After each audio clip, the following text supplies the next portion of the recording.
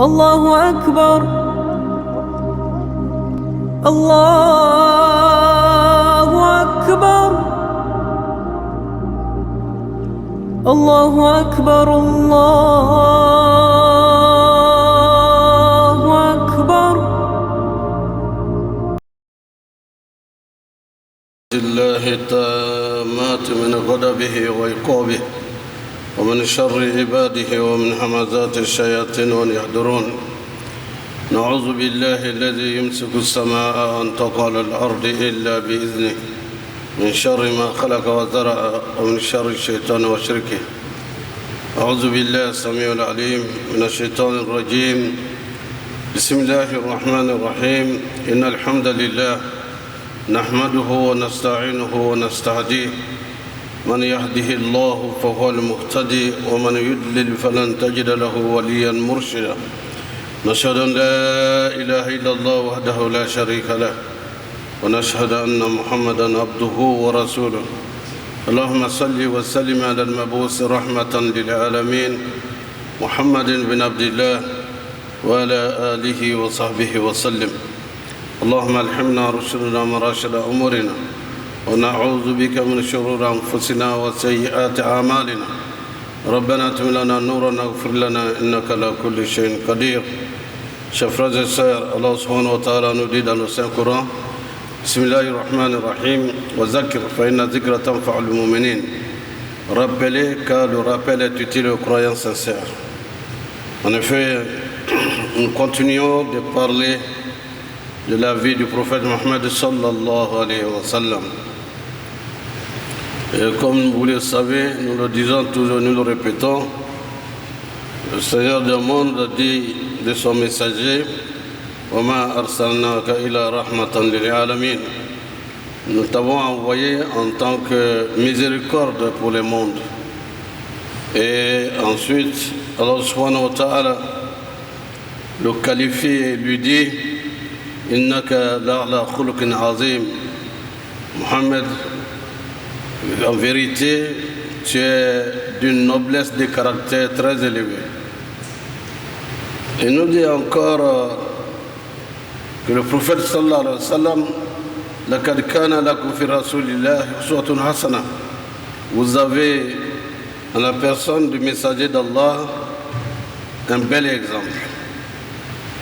Alors, nous en étions arrivés et nous avons promis que le prophète sallallahu alayhi wa sallam est arrivé à Médine, qui est aujourd'hui Madinatul Munawwara, la ville des Lumières. À son arrivée, nous avions décrit l'atmosphère avant son arrivée. Il y avait deux tribus de la Mecque de Médine qui étaient perpétuellement en conflit, des mésententes et même une rivalité pour la chefferie de la ville qu'on appelait Yathrib et qui est devenue Madina, la ville des Lumières, avec l'arrivée du prophète sallallahu alayhi wa sallam. Le messager d'Allah, lorsque son arrivée fut annoncée, chacun voulait le voir. Les populations sont sorties et il était prévu qu'il arrive en début d'après-midi, et depuis le matin, les populations se bousculaient parce que cette partie de la Mecque était en hauteur et il fallait regarder qui peut venir donner les nouvelles de l'arrivée du prophète sallallahu alayhi wa sallam. Et du coup, on voit la caravane du prophète sallallahu alayhi wa sallam arriver avec son ami et son compagnon Abu Bakr Siddiq radiallahu anhu. Une chanson a surgi de la masse. Personne ne peut dire d'où est venue cette expression simultanée ou spontanée. Une poésie chantée. طلع البدر علينا من ثانيات الوداع وجب الشكر علينا ما دعا لله الداع. l'apparition du prophète sallallahu alayhi wa sallam est comparée ici à l'apparition de la lune, de l'éclairage et de la lumière qui apparaît vers nous. Et l'obligation de remerciement à Allah est à nous de l'exprimer. Et vous entendez tout le monde chantonner à la fois cet hymne à l'arrivée et d'hommage au prophète Mohammed sallallahu alayhi wa sallam. La joie débordante a fait oublier à la population le conflit qu'il y avait entre les uns et les autres, entre les voisins, entre les membres des deux tribus, Al-Aws ou Al-Khazraj.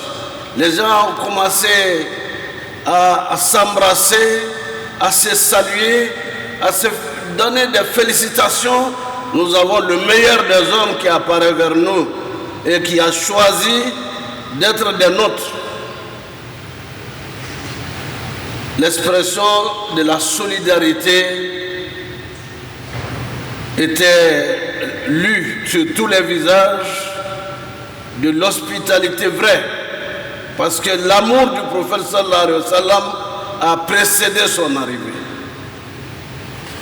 Son ambassadeur, Mus'ab ibn Umayr, avait déjà fait un travail de sensibilisation. Certains avaient déjà embrassé l'islam. L'occasion a été encore pour d'autres, sur le champ de cette émotion, d'embrasser l'islam, sans toutefois, n'est-ce pas, avoir connu véritablement qui est le messager d'Allah. On entendait parler de lui, par le messager, par l'envoyé du prophète sallallahu alayhi wa sallam, qui lui ressemblait au prophète sallallahu alayhi wa sallam. Mus'ab radiallahu anhu ressemblait au messager d'Allah physiquement, mais de tempérament.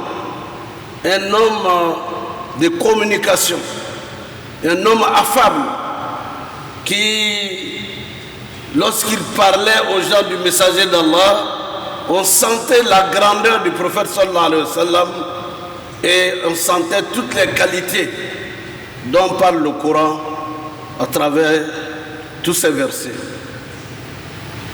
La réconciliation se fait automatiquement sans qu'il y ait des assises pour demander aux gens pardon, réconciliez-vous. Ils se sont réconciliés avec l'arrivée du prophète sallallahu alayhi wa sallam.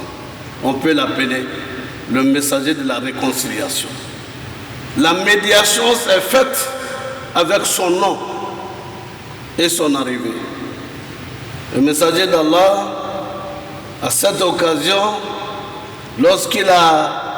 les musulmans sont réunis, les non-musulmans sont réunis. Il y avait des chrétiens, il y avait des juifs, il y avait des animistes. Tous attendent qu'est-ce que l'envoyé de Dieu va dire. Le prophète sallallahu alayhi wa sallam va prononcer un discours mémorable.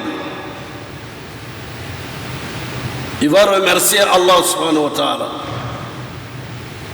Et ensuite, il va lancer un appel à l'ensemble de la population.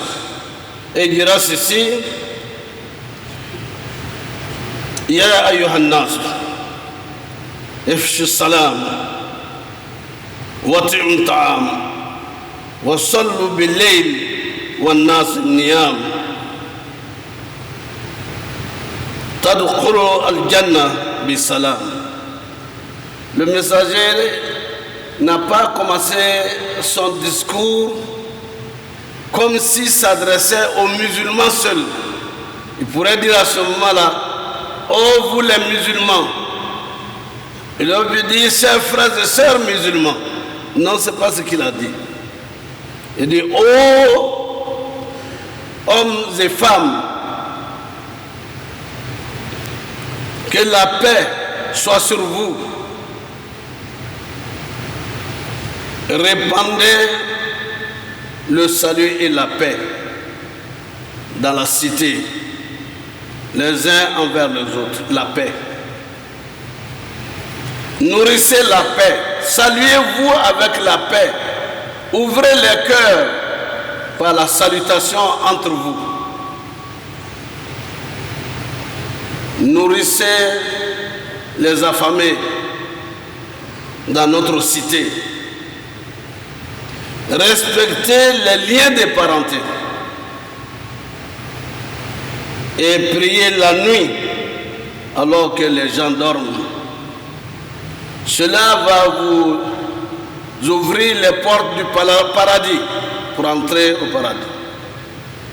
Le prophète sallallahu alayhi wa sallam a lancé un message d'invitation, un message d'ouverture qui ne s'est pas adressé qu'aux musulmans ou aux non-musulmans, à l'ensemble de la population, et de cultiver la paix.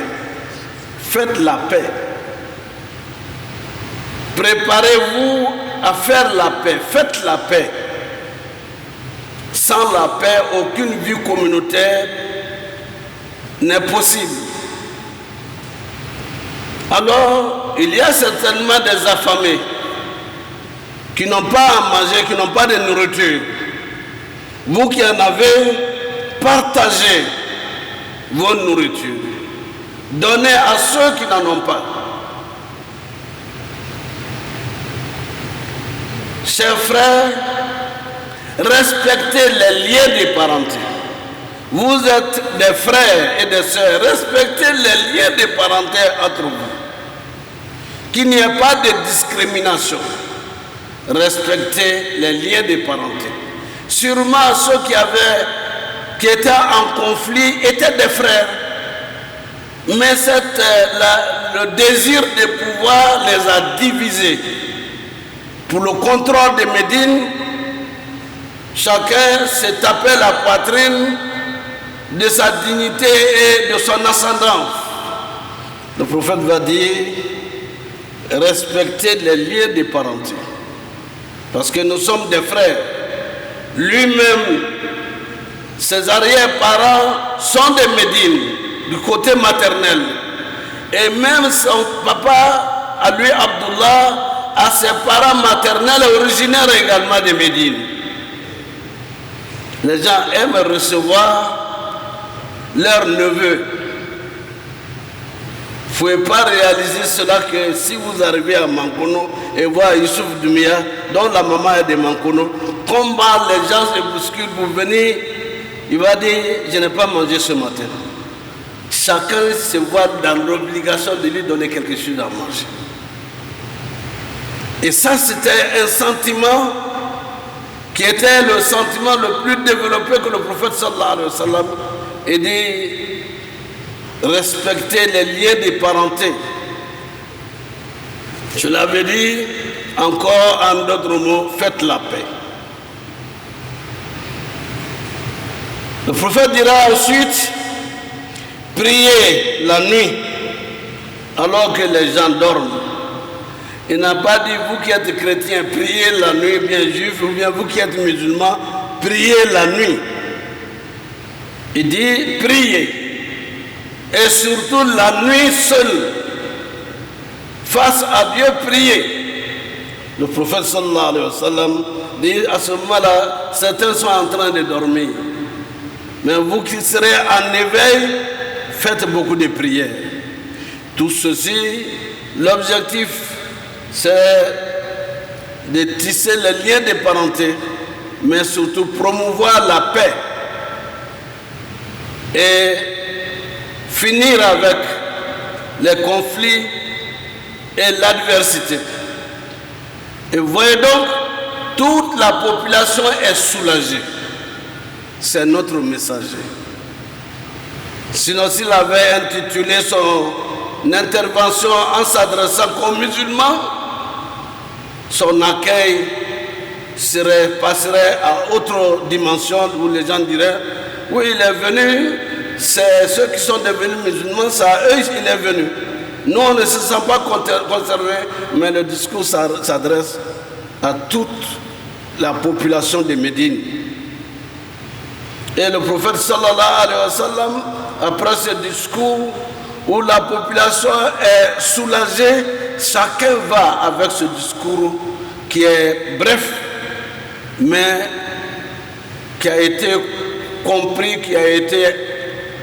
et accepté à 100%. Les gens se retirent. C'est à ce moment-là quel autre acte le prophète va poser. Deuxième acte, il demande à ses compagnons et à ceux qui sont à Médine que chacun accueille un muhajir, ceux qui ont émigré, que chacun des musulmans de Médine reçoive un émigré.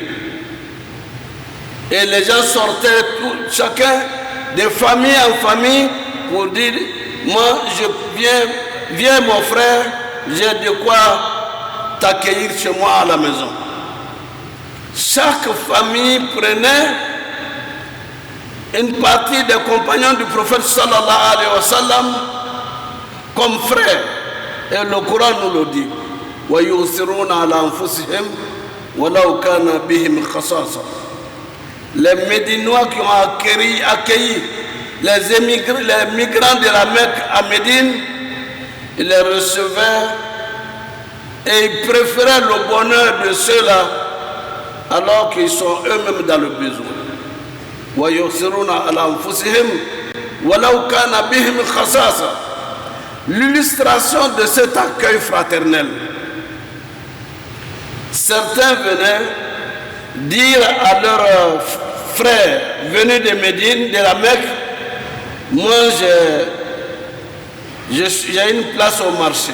Qu'est-ce que vous faisiez? Je suis commerçant, je partage une partie de ma boutique, tu prends une partie, je prends une autre partie. Ils sont allés encore plus loin. Un autre dit à son frère, j'ai ma famille, j'ai 2 femmes, je divorce une, tu la prends et je garde celle qui va me rester. Et d'autres diront, qu'est-ce que toi tu fais? Il va dire, moi je suis paysan, je suis cultivateur. Prends une partie de ma parcelle et je prends l'autre partie de la parcelle. Bien sûr, en personne éduquée par le messager d'Allah, qui comprennent les vertus de l'islam et la morale que cela caractérise, aucun dit, moi je suis commerçant, montrez-moi le marché, je vais me débrouiller au marché. L'autre va dire, oui, montrez-moi une parcelle, moi je suis planteur, je vais continuer mon métier.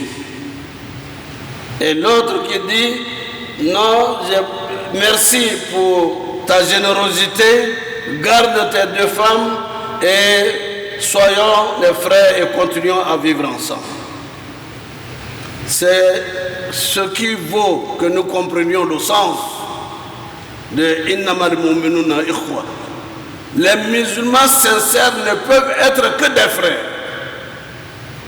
Les musulmans sincères ne peuvent être que des frères. Troisième acte que le prophète va poser, sallallahu alayhi wa sallam, après que chacun ait où habiter. Le troisième acte va être la construction de la mosquée par le prophète sallallahu alayhi wa sallam. C'est à cet endroit qu'il va faire la première prière de vendredi. Cette mosquée est encore là, la mosquée de Kouba. 2 rakats dans cette mosquée a la valeur d'avoir fait la Umrah à la Mecque. Et cette mosquée va être construite avec le plan donné par le prophète sallallahu alayhi wa sallam lui-même. Et les uns et les autres vont commencer à prendre les matériaux, faire les bancos et monter la première mosquée de Médine. Et le prophète lui-même, sallallahu alayhi wa sallam, quand il y a un événement comme ça, les compagnons vont dire le prophète n'a qu'à s'asseoir.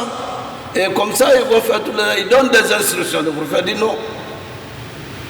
Autant vous voulez avoir une place au paradis, moi aussi, je vais avoir ma place au paradis, même si Allah me l'a déjà garanti. Ils ont construit ensemble la mosquée. Pourquoi construire d'abord la mosquée? La mosquée, Al-Masjid, c'est le lieu de l'adoration par excellence de Allah subhanahu wa ta'ala. La mosquée qui existe, c'est le lieu de réception de ceux qui veulent embrasser l'islam. La mosquée, c'est le lieu de renforcement de la fraternité entre les musulmans. La mosquée, c'est le lieu de règlement des litiges. La mosquée est une école, la mosquée est une université et le recteur, l'imam, c'est le prophète sallallahu alayhi wa sallam. Et il était important que la mosquée soit érigée pour s'occuper de ceux et celles qui ont embrassé l'islam, pour renforcer la fraternité, pour comprendre et apprendre l'islam avec le modèle du prophète Mohammed sallallahu alayhi wa sallam. Et quatrième acte que le prophète va poser sallallahu alayhi wa sallam, vous savez, quand le messager a atterri, chacun aspirait à quoi? Mais qui va le loger, qui va héberger le prophète sallallahu alayhi wa sallam? Et à ce moment-là, le messager monte sur son chameau. Et quand on veut diriger le chameau, le prophète dit au guide, laissez le chameau, il est guidé. Ça veut dire qu'il est guidé par Allah. Le chameau va partir, marcher, et arriver à un jardin, va s'arrêter. Il retourne encore à une autre place. Cette place appartient à des orphelins. Donc, la place est toute trouvée. Mais par la suite, ce sera choisi pour le prophète sallallahu alayhi wa sallam d'être ici. Mais le prophète sallallahu alayhi wa sallam va, malgré la volonté de lui offrir sa cadeau, le prophète dit sallallahu alayhi wa sallam, il faut dédommager, il faut payer l'endroit où le chameau s'est immobilisé parce que le lieu appartient à des orphelins. Donc, chers frères et sœurs, c'est ce lieu qui est aujourd'hui la mosquée de Médine. La troisième mosquée des plus importantes de l'histoire de l'islam. Il y a la mosquée sainte de la Mecque, la mosquée de Jérusalem et cette troisième mosquée qui est celle où le prophète sallallahu alayhi wa sallam va descendre, où il y a son domicile et la mosquée qui va être construite de ces mains bénies et qui va servir de rayonnement, du point de rayonnement de l'islam, aussi bien à Médine que partout dans le monde. Le prophète recevait, sallallahu alayhi wa sallam, les délégations venues de partout, par curiosité. C'est vrai qu'il y a un messager qui est venu, mais Salman Farisi va venir. Oui, nous on a appris qu'un messager viendra, mais je veux voir, on nous a donné des signes. Si on remarque ces signes en lui, c'est que c'est le messager envoyé par Dieu à l'humanité. Il va quitter ce qu'on appelle aujourd'hui l'Iran pour venir et rester avec le prophète. Ces signes, il va regarder, observer, sans avoir embrassé l'islam, pour être convaincu que ce pourquoi il est venu est la réalité. Et il va voir certainement aussi, il va découvrir ce symbole qui est un tampon, un sceau de la prophétie, de la fin de la prophétie qui se trouve entre les deux épaules du prophète sallallahu alayhi wa sallam. Et à partir de ce moment, Salman va dire Ashhadu an la ilaha illallah wa anna Muhammad Rasulullah wa annaka Muhammad Rasulullah sallallahu alayhi wa sallam. C'est ainsi que sa conversion va avoir lieu. Il va rester pour apprendre l'islam, pour comprendre l'islam. La première traduction du Coran dans une autre langue, c'est la langue persane. Parce que Salman, en repartant chez lui, en Perse, va demander, mon peuple ne comprend pas l'arabe. Qu'est-ce que je fais? Je peux leur traduire ce que j'ai appris. Le prophète lui donne l'autorisation. Je l'ai appris par le professeur Hamidullah, rahimahullah. Il l'a expliqué ainsi. Et Suleiman Ben Faris va retourner pour aller faire la dawa et répandre l'islam dans la zone qu'on appelle l'Iran, l'Azerbaïdjan et une partie de tout ce qu'on appelle, tous ceux qui parlent cette langue, une partie du Pakistan, Peshawar et autres, l'Afghanistan, tout ça ce sont les Perses. Leur islam est un islam solide. Vous savez, on continuera, Inch'Allah, sur cette histoire. Depuis l'aube des temps jusqu'à aujourd'hui, l'Afghanistan n'a jamais été colonisé. Les Russes l'ont envahi et ils ont fini par se partir. Les Américains sont venus. On leur dit qu'ils sont extrémistes, ils sont ceci. Ils ont fait ce qu'ils ont fait, ont été obligés de partir. Le turban que portent les pharisi, le turban qu'ils ont, c'est leur linceul. Et tous, c'est ce qu'ils portent. Le costume que vous portez, les costumes que nous portons, c'est la tradition persane et turque. Ce n'est donc pas occidental.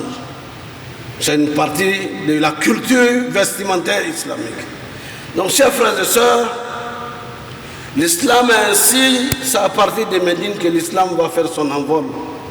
Mais pas aussi facilement que ça. Il va y avoir des conflits. Parce que des royaumes et autres qui sont autour veulent éteindre l'islam et veulent en finir avec l'islam malgré l'éloignement entre la Mecque et Médine. Nous reviendrons sur ces faits. Mais retenons tout simplement le caractère et ce que l'islam nous enseigne, la fraternité. Les musulmans sincères ne peuvent être que des frères, qu'ils soient blancs, qu'ils soient noirs, qu'ils soient turcs, qu'ils soient français, qu'ils soient américains, qu'ils soient africains de l'Est, de l'Ouest, d'où que ce soit, qu'ils soient de l'Indonésie.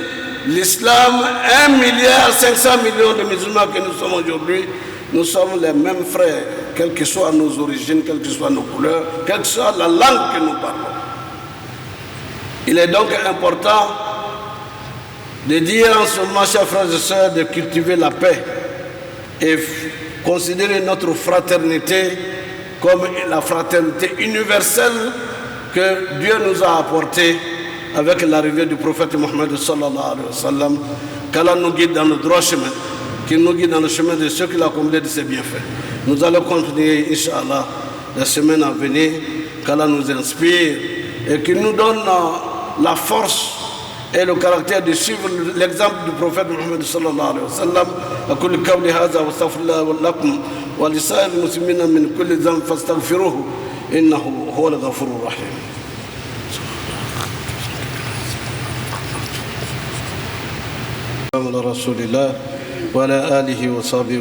Dear brothers and sisters, we are talking about the Prophet Muhammad sallallahu alaihi wasallam, his life.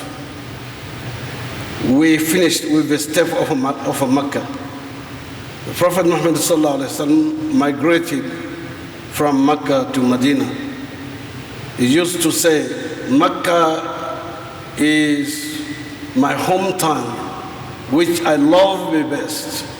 But I love the place which is chosen by Allah to migrate to. That is going to Medina.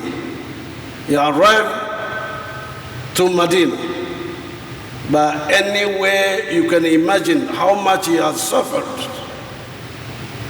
Then the Prophet Muhammad ﷺ, when he arrived to Medina, all the population left home to come and welcome the Messenger of Allah, Muhammad sallallahu alaihi wasallam. When they saw him, they started to sing to welcome the Prophet Muhammad sallallahu alaihi wasallam, comparing him to, what can be a kind of satisfaction, to be happy, very happy, to see the coming of the Prophet Muhammad sallallahu alaihi wasallam, the last one to Medina. It was an honor for him. There was a conflict between Al-Khazraj and Al-Aus, two communities of Medina.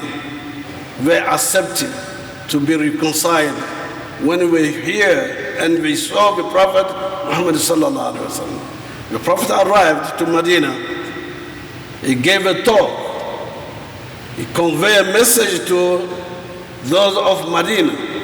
The message is not addressed to only the Muslims, but all the population. With their diversity, Muslims, non-Muslims, Jews, Christians, the Prophet ﷺ called them his brothers and sisters. Not only brothers and sisters Muslims, no. The message was a message of invitation to be brothers and sisters. And he said, he thanked them for welcoming him and gave this talk of inviting each other to this brotherhood and saying you have to prevail peace with one another. So that to say is a message of peace. So you have to prevail peace among your communities by saying Assalamu alaikum wa rahmatullahi wa barakatuh. This is a greeting, but not only Assalamu alaikum, but you have to open your heart, your mind to those who came from outside. Hospitality to those who come, but prevailing peace. Peace is most important for human being. And then the second invitation was to give to eat to others, to give facility to eat. There were people among them who couldn't afford to eat once a day. It says you have to share your meal among yourselves. The third was inviting all of them to pray. Pray for what? It's a symbol of brotherhood. And say, inviting also to respect the linkage of brotherhood. To be parents, respecting each other, and finish with wars and all of this which can divide the communities. The Prophet Muhammad ﷺ was showing to them that he didn't come only for the Muslims, although he was inviting indirectly to Islam. So then the Prophet Muhammad ﷺ is our guide, he is our model. Then we have to be like him and to have the behavior of the Prophet Muhammad ﷺ, which he has taught to us. We pray to Allah subhanahu wa ta'ala to guide us to the path of the Prophet Muhammad sallallahu alaihi wasallam as he has taught to us. Ambaros la manyaba to ala mina ala limana adam ala haklin madam ala anti mafa amekumana ala chiba amekumana lika anga adam na akacha karo kale man sirai romi wala ala chiba bora Makkah kana do Madina ka slamamu na ne ala cheboy uko akumbe ka obolo no yala ka feve no sebe ko fe makaka mu na ne ala cheboy ko kumbe ne herebe wole be nyinna amfe lona slama yakono lona here nanne slama yala Islamau tesra luna ubalo luna nanana abena ni herele o herele be anga jamana ko mata utma anga nasra luna jitiyayi anga so kono bondole tume bla ko luna jitila ni luna nana obe bonda ka dumuni dam ka jigitu na rekala obebaka nyina fa kwa ebo ke sana ita odo obemna odembaraka ma wole sigin meta jimana nyasman me ambe heremna do umu bekela jamana lamina munana anu mu yerebe ya odo ole jabibe ama ala dali ametala voter lata wole damna naw anya do shamanke ala ake here kono kangisi fitna ma ala mo kala kanji ma fa kono ala mo kala anya njija na fara kwanya ta ga vote ikini sigi soko no ko chawambe ambe ka resultat mana ba me ko lo mo site ko mana kala bul mo tolo iwuli Islamaya kodole nyemo membena sigarukuna ekana ta weta kata alu isigi sokono ita kata modo bote kobla aukuna mentena aita kalo ko ita herete mentala ay wulile kata vote ka nyombolo mnasi nyon ka sawani yele o kinyofe ka timire kafela ka drakado mnyofe wole to ko here wala to ko adamadeya wala politique yire ikana to mo ta voter ka mo do bla ile kuna ile ta mendi ile esfada wala ile rete te minfe ikalo te ka here ke jamana ta kaluyi nango ke sana nyoke anta to keletala nitala bugolitala ka tolonge nyove kata ka tolonge nyove kai kosi ka fitana ka do ke fitana kana bo enfant ayra do ngana bo rosi kanga jamana nyasuma ala okana ayefa ko ko do warta min kara chomi kwa manyo eba ko jamo ke au ni au ambele bitaka ta vuti anu ta fa fakir sabeta ita voten ni utanda srai ita herabe mina elera le bulo irei tuma alakana nabla ka akobeke aywa jususmala alamo kelanye amesra na koko ya nanda heratala ala angisum ayra besra na kodo ya nanda herbala ala okanye anda herbe mina ayra bolo ala okambela danie ala angisi fitna ma ala angisi balauma وصلى الله تعالى على عبده ورسوله محمد المصطفى عليه وصحبه وسلم. اللهم ربنا تقبل منا انك انت السميع العليم وتب علينا يا مولانا انك انت التواب الرحيم واغفر لنا ذنوبنا وكفر عنا سيئاتنا توفنا مع الابرار. اللهم اعز الاسلام والمسلمين وذل الشرك والمشركين. اللهم انصر عبادك المؤمنين. اللهم انصر من نصر الدين واخذل من خذل المسلمين يا رب العالمين.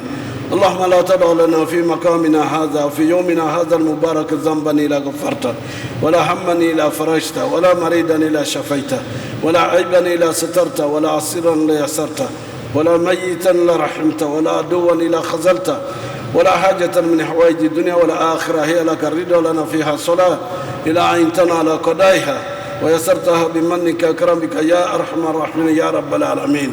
اللهم اقسم لنا من خشيتك ما تحول به بيننا وبين معصيتك، ومن طاعتك ما تبلغنا بها جنتك، ومن اليقين ما تهون به علينا مصائب الدنيا، ومتينا اللهم بأسمائنا وأبصارنا وقواتنا أبدا ما بقيتنا، وجعله الوارث منا، وجعل ثارنا على من ظلمنا، وانصرنا على من أعدانا، ولا تجعل مصيبتنا في ديننا، ولا تجعل الدنيا أكبر همنا ولا مبلغ علمنا ولا إلى النار مصيرنا. اللهم لا تسلط علينا بذنوبنا من لا يخافك فينا ولا يرحمنا. اللهم لا تسلط علينا بذنوبنا من لا يخافك فينا ولا يرحمنا. اللهم لا تسلط علينا بذنوبنا من لا يخافك فينا ولا يرحمنا. وكف أيدي الظالمين عنا يا رب العالمين. ربنا لا تؤاخذنا إن نسينا أو أخطأنا. ربنا ولا تحمل علينا إصرا كما حملت على الذين من قبلنا. ربنا ولا تحملنا ما لا طاقة لنا به، واعف عنا واغفر لنا وارحمنا، أنت مولانا فانصرنا على القوم الكافرين. نصر من الله وفتح قريب وبشر المؤمنين. إن ينصركم الله فلا غالب لكم، إن ينصركم الله فلا غالب لكم، إن ينصركم الله فلا غالب لكم. اللهم انصرنا فإنك خير الناصرين، وافتح لنا فإنك خير الفاتحين، واغفر لنا فإنك خير الغافرين، وارحمنا فإنك خير الراحمين، وارزقنا فإنك خير الرازقين. واهدنا ونجينا من القوم الظالمين، واهدنا ونجينا من القوم المجرمين، واهدنا ونجينا من القوم الفاسقين. وهب لنا ريحا طيبة كما هي في علمك، وانصرها علينا من خزائن رحمتك، وهمنا بها حمل كرامة مع سلامة والعافية في الدين والدنيا والآخرة، إنك على كل شيء قدير.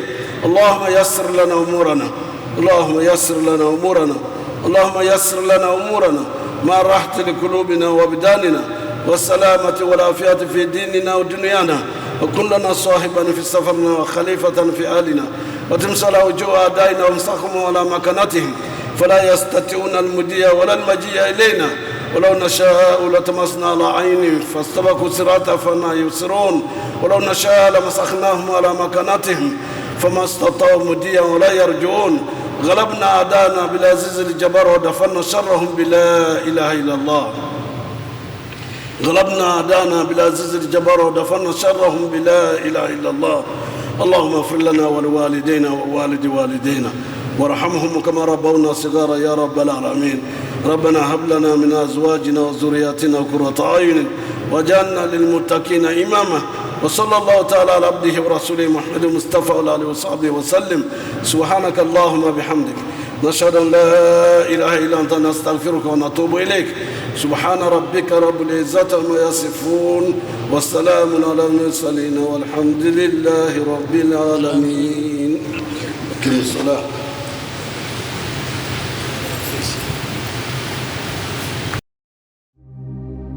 الله أكبر، الله أكبر، الله أكبر، الله